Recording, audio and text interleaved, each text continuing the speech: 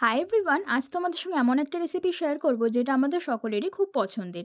এখানে আমি কিছুটা বোনলেস চিকেন ছোট ছোট পিস করে কেটে নিয়েছি। এতে অ্যাড করব আদা রসুন বাটা, ভিনিগার, ডার্ক সয়া সস, কিছুটা লবণ, কর্নফ্লাওয়ার, একটা ডিম এবং কিছুটা গোলমরিচ গুঁড়ো অ্যাড করেছিলাম, সেটা আমি আর ভিডিও করতে পারিনি।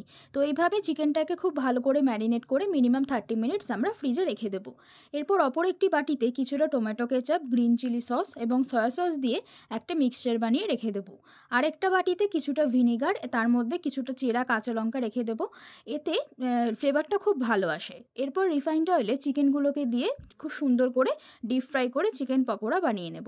পকোড়াগুলো তুলে ওই তেলেই আদা কুচি, রসুন কুচি, কেটে রাখা পেঁয়াজ, ক্যাপসিকাম কুচি, স্বাদ মতো লবণ, চিকেন পকোড়া, ভিনিগারে ভেজানো কাঁচা লঙ্কা এবং সসের মিক্সচারটা দিয়ে প্রায় 5 থেকে 7 মিনিট মতো হাই ফ্লেমে রান্নাটা করতে হবে। তাহলেই তৈরি হয়ে যাবে spicy dry chilli chicken. Follow আর subscribe for more such videos. Okay, by.